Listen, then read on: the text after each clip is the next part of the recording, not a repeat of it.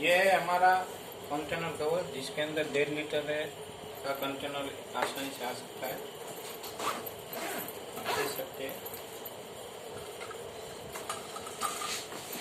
इसमें पूरी साइज एक स्पंज से कवर हुए, ऊपर भी कवर स्पंज से कवर भी ढका हुआ है और साइड में इसमें चेन वेल आती है।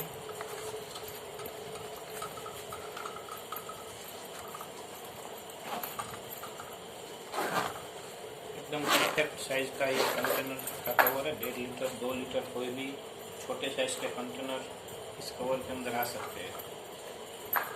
एकदम इकोनॉमिक प्रोडक्ट है, क्वालिटी में भी बेस्ट है। ऊपर भी स्पंज आते हैं, चारों ओर भी स्पंज है।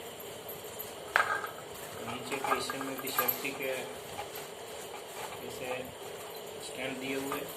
इसका जो पट्टा है वो भी एकदम बढ़िया सा मजबूत सा है।